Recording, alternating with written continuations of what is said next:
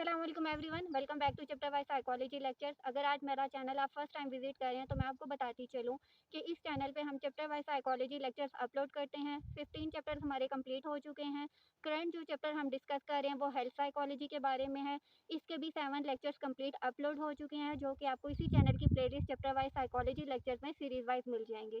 Lecture attend करके आप किसी भी तरह के एग्जाम की तैयारी कर सकते हो।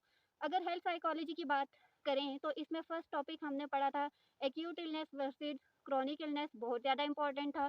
उसके बाद हमने सीलिए का गैस मॉडल पढ़ा, बहुत ज़्यादा इंपॉर्टेंट है। उसके बाद हम लोगों ने स्टेजेस ऑफ ग्रीफ पढ़ी थी जो कुबलर रोस ने दी थी, वो भी बहुत ज़्यादा इंपॉर्टेंट थी। और लास्ट लेक्चर में हम लोगों ने पढ़ा था बायो साइको सोशल मॉडल। तो ये जितने भी मॉडल्स या स्टेजेस ऑफ ग्रीफ हैं या acute illness versus chronic illness है, ये सारे बहुत ज़्यादा इंपॉर्टेंट हैं। इसमें से शॉर्ट पे भी आ सकता है क्वेश्चन, लॉन्ग में भी आ सकता है, पार्ट ए पार्ट बी करके भी पूछा जा सकता है। तो ये जितने भी मॉडल्स हैं, जितने भी 6 to 7 लेक्चर्स हैं, ये आप लोगों ने लास्ट में प्रिपेयर करने हैं। आज का लेक्चर स्टार्ट करते हैं जो कि लेक्चर नंबर 8 है। आज के लेक्चर में हम डिस्कस करेंगे साइको न्यूरो इम्यूनोलॉजी मॉडल। इसको PNI मॉडल कहा जाता है। उसके अलावा इसको एक और मॉडल भी कहा जाता है, यानी psycho endo neuro immunology model. ठीक है, ये मॉडल दिया था डॉक्टर रॉबर्ट एडर ने। इसमें इन्होंने 4 चीज़ों को डिस्कस किया है। फर्स्ट पे साइकोलॉजी, सेकंड में इन्होंने बात की है एंडोक्राइन सिस्टम की, थर्ड पे नर्वस सिस्टम को डिस्कस किया है और फोर्थ पे हमारे इम्यून सिस्टम जो है उसकी इम्पोर्टेंस पे बात की है। तो ये जितने भी 4 फैक्टर्स हैं, ये मिलकर हमारी हेल्थ में कंट्रीब्यूट करते हैं। इसी वजह से इन फैक्टर्स को मद्देनज़र रखना या इनको कीप इन व्यू रखना बहुत ज़्यादा ज़रूरी है। तो आज हम डिस्कस करते हैं PNI मॉडल या फिर PENI मॉडल।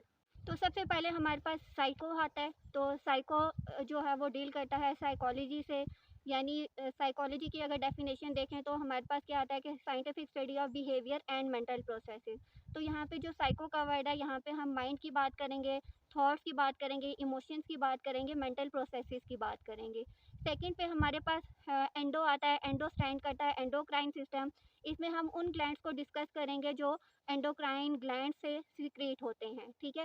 थर्ड पे हम नर्वस सिस्टम पे बात करेंगे कि और देखेंगे कि नर्वस सिस्टम जो है वो हमारी हेल्थ में किस तरह रोल प्ले करता है, या नर्वस सिस्टम में कौन कौन से सिस्टम जो हैं वो एक्टिवेट होते हैं। जिस तरह सिम्पैथेटिक नर्वस सिस्टम है और पैरासिम्पैथेटिक नर्वस सिस्टम है, तो इसकी वर्किंग को देखेंगे। और लास्ट पे हमारे पास इम्यून सिस्टम है। इम्यून सिस्टम वो सिस्टम होता है जो कि बीमारियों के अगेंस्ट हमें डिफेंड करता है, हमें स्ट्रॉन्ग करता है और जितने भी वायरसेस होते हैं उनसे हमारी बॉडी को रेजिस्ट करता है, रोकता है, सेव करता है, प्रोटेक्ट करता है। अब जो हमारा इम्यून सिस्टम है ना, वो हमारे ब्रेन से कनेक्टेड होता है एंडोक्राइन सिस्टम और नर्वस सिस्टम के थ्रू। तो इस वजह से हमारा माइंड जो है वो बॉडी पे इफेक्ट करता है और हमारी बॉडी जो है वो माइंड पे इफेक्ट करती है। अब हमारे पास डिफरेंट टाइप के स्ट्रेसर्स होते हैं जो कि हमारे इम्यून सिस्टम को इफेक्ट करते हैं। जिस तरह कुछ साइकोलॉजिकल स्ट्रेसर्स होते हैं, कुछ फिजियोलॉजिकल स्ट्रेसर्स होते हैं, कंट्रोलेबल स्ट्रेसर्स होते हैं, अनकंट्रोलेबल स्ट्रेसर्स होते हैं। उसके अलावा एक्यूट स्ट्रेसर्स होते हैं और क्रॉनिक स्ट्रेसर्स होते हैं।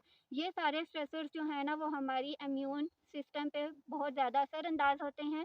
तो इस वजह से हम लोग जो साइको न्यूरो इम्यूनोलॉजी मॉडल जो है वो डिस्कस करते हैं, ताकि हमें पता लगे कि हमारी हेल्थ में ये जो ऑर्गन्स हैं या जो ये जो सिस्टम्स हैं इनका क्या रोल है। तो अपने नेक्स्ट लेक्चर में हम लोग डिस्कस करेंगे फिजियोलॉजिकल स्ट्रेसर क्या है, साइकोलॉजिकल क्या है, controllable, uncontrollable, acute and chronic stressor. अब जब भी कोई हमारी लाइफ में फेयरफुल सिचुएशन आती है, एंशियस सिचुएशन आती है, स्ट्रेंज सिचुएशन आती है, तो एकदम से क्या होता है कि हम लोगों के लिए ऑब्वियसली वो जो सिचुएशन बहुत ज़्यादा फेयरफुल होती है, तो एकदम से हमारा जो सिम्पैथेटिक नर्वस सिस्टम जो है वो एक्टिवेट हो जाता है और हमें फ़ाइट और फ्लाइट रिस्पॉन्स के लिए एक्टिवेट करता है। ठीक है, फॉर एग्जांपल अभी मैं इस टाइम पे यहाँ पे बैठे हुए वीडियो रिकॉर्ड कर रही हूँ। अब यहाँ पे कोई भी जानवर आ जाता है, तो किसी भी जानवर का यहाँ पे आना एक फ़ियरफुल सिचुएशन होगी। जैसे ही फ़ियरफुल सिचुएशन होगी तो फ़ौरन से मेरे माइंड के पास मैसेज जाएगा और मेरा माइंड जो है वो मुझे मेरा सिम्पैथेटिक नर्वस सिस्टम एक्टिवेट करेगा और सिम्पैथेटिक नर्वस सिस्टम मुझे फ़ाइट और फ्लाइट के लिए तैयार करेगा। यानी जो भी एनिमल आएगा उससे मैं खुद को फ़ौरन से डिफेंड करने की कोशिश करूँगी। एक सिचुएशन ये होगी। दूसरी सिचुएशन क्या है कि अगर मैं एनिमल से डिफेंड नहीं कर पाती तो मैं यहाँ से भाग जाऊँगी, ठीक है? तो ये सब कैसे हो रहा है? मेरा सिम्पैथेटिक नर्वस सिस्टम एक्टिवेट हुआ, उसने मुझे फाइट और फ्लाइट रिस्पॉन्स के लिए रेडी किया। अब इस फाइट और फ्लाइट रिस्पॉन्स की वजह से या फियरफुल सिचुएशन की वजह से, स्ट्रेस की वजह से जो हार्मोन रिलीज़ होते हैं उसको एपिनेफ्रिन और नॉर एपिनेफ्रिन कहा जाता है। तो वो जब रिलीज़ होते हैं तो वो अगेन से हमें स्ट्रेसफुल या फाइट एंड फ्लाइट रिस्पॉन्स के लिए रेडी करते हैं और फिर से हम खुद को डिफेंड करते हैं। अब जब ये हमारे सिस्टम एक्टिवेट होते हैं, फेयरफुल सिचुएशन आ गई, तो अब हमारी क्या हालत होगी? एक हमारी हार्ट बीट तेज़ हो जाएगी, उसके अलावा ट्रेम्बलिंग स्टार्ट हो जाएगी, स्वेटिंग स्टार्ट हो जाएगी, हमारा बीपी जो है वो बहुत हाई हो जाएगा, ब्रीथिंग जो है वो भी बहुत ज़्यादा हाई हो जाएगी। तो ये सारे क्या हैं? फिजियोलॉजिकल अराउजर्स हैं या फिर फिजियोलॉजिकल रिएक्शंस हैं जो कि उस फेयरफुल या उस एनिमल के आने की वजह से हमारी बॉडी में चेंजेस आई। दूसरी सिचुएशन ये भी हो सकती है कि जब हम इन सारी सिचुएशन से कोप नहीं कर पाते, हम एकदम से डर जाते हैं, खौफज़दा हो जाते हैं, तो हम एकदम से पैनिक हो जाते हैं। अब इस सिचुएशन की वजह से जो हमारे एंडोक्राइन ग्लैंड है वो एक और स्ट्रेसफुल हार्मोन रिलीज़ करता है जिसको कोर्टिसोल कहते हैं। जब कोर्टिसोल रिलीज़ होता है तो उस कोर्टिसोल के रिलीज़ होने की वजह से भी सेम फिजियोलॉजिकल अराउज़ल होगा, ब्लड शुगर इंक्रीज़ होगी, बीपी इंक्रीज़ होगा और एज़ अ रिज़ल्ट ये सारी चीज़ें जो हैं वो हमारे इम्यून सिस्टम पे अफ़ेक्ट होती हैं। स्ट्रेसफुल सिचुएशन की वजह से या स्ट्रेस की वजह से जो हमारे नेचुरल किलर सेल्स होते हैं, जिनको एनके सेल्स भी कहा जाता है या फिर इनको हम ग्रैनुलर लिम्फोसाइट्स भी कहते हैं, ये जो हैं वो डिमिनिश हो जाते हैं, डिक्रीज़ हो जाते हैं। तो नेचुरली हमारी बॉडी जो है इससे डिफेंड नहीं कर पाती, रेज़िस्ट नहीं कर पाती, तो एज़ अ रिज़ल्ट हमारा इम्यून सिस्टम जो है वो सारा क्या हो जाता है? वीक हो जाता है। तो कोई भी सिचुएशन आती है वो हमारे इम्यून सिस्टम पे इफ़ेक्ट होती है। जब भी हम हेल्थ साइकोलॉजी के बारे में बात करते हैं, तो जिस तरह हम लोगों ने कल पढ़ा था कि बायोलॉजिकल फैक्टर, साइकोलॉजिकल फैक्टर और सोशल फैक्टर्स हमारी हेल्थ और इलनेस में कंट्रीब्यूट करते हैं। इसी तरह आज के टॉपिक के अकॉर्डिंग हमारे साइकोलॉजिकल फैक्टर्स या हमारी psychology, endocrine system, nervous system और इम्यूनोलॉजी जो है वो हमारी हेल्थ में बहुत ज़्यादा इम्पॉर्टेंट रोल प्ले करते हैं। इस वजह से इस मॉडल को मद्देनज़र रखना बहुत ज़्यादा ज़रूरी है। एंड पे हम लोग वो पॉइंट डिस्कस कर लेते हैं जिनकी वजह से हम अपने इम्यून सिस्टम को बेहतर बना सकते हैं या फिर वो हमारा सिस्टम जो बीमारियों के अगेंस्ट हमें डिफेंड करता है, हम उसको किस तरह से जो है वो स्ट्रॉन्ग बना सकते हैं। तो सबसे इम्पॉर्टेंट फैक्टर है हमारे पास डीप ब्रीथिंग। डीप ब्रीथिंग एक बहुत ही इम्पॉर्टेंट एक्सरसाइज है। किसी भी स्ट्रेसफुल सिचुएशन में आप ये कर सकते हो। नॉर्मली भी आप खुद को रिलैक्स करने के लिए डीप ब्रीथिंग कर सकते हो।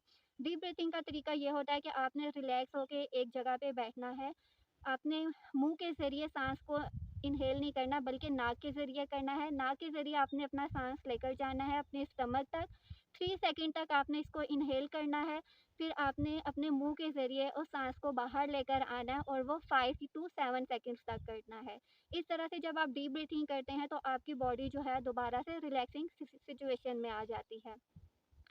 उसके अलावा अगर आपका स्ट्रेस अनमैनेजेबल है, आप खुद से स्ट्रेस को मैनेज नहीं कर पा रहे, तो ज़रूरी है आप किसी प्रोफ़ेशनल से हेल्प लो। थर्ड पॉइंट हमारे पास क्या हो सकता है कि हमें अपनी स्लीप का बहुत ज़्यादा ख़्याल रखना चाहिए, क्योंकि जब भी कोई स्ट्रेस आता है या साइकोलॉजिकल इश्यू आता है, तो सबसे पहले हमारी स्लीप और हमारी भूख, हंगर जो है, ये चीज़ें बहुत ज़्यादा इफ़ेक्ट होती हैं।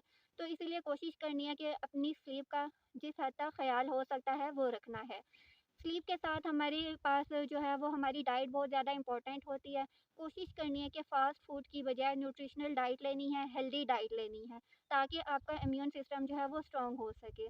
लास्ट पे जो इम्पोर्टेंट चीज़ है वो एक्सरसाइज़ है। रेगुलर एक्सरसाइज़ करें और अच्छे तरीके से एक्सरसाइज़ करें, खुद को टाइम दें। बहुत ज़्यादा बिज़ी रूटीन है तो भी टाइम मैनेज करना सीखें, क्योंकि सारी चीज़ें जो हैं वो टाइम मैनेजमेंट पे होती हैं। अगर टाइम मैनेज करेंगे, एक्सरसाइज का टाइम भी निकल आएगा, आउटिंग का टाइम भी निकल आएगा, जॉगिंग, वॉकिंग हर चीज़ का टाइम निकल आएगा। तो ये कुछ पॉइंट्स हैं जिनको फॉलो करके आप अपना इम्यून सिस्टम जो है वो उसको स्ट्रॉन्ग बना सकते हो। था आज का हमारा साइको न्यूरो इम्यूनोलॉजिकल मॉडल। अगर कोई सवाल हो तो कमेंट्स में पूछ सकते हैं। अपने नेक्स्ट लेक्चर में मिलेंगे। Till then take care. अल्लाह हाफ़िज़।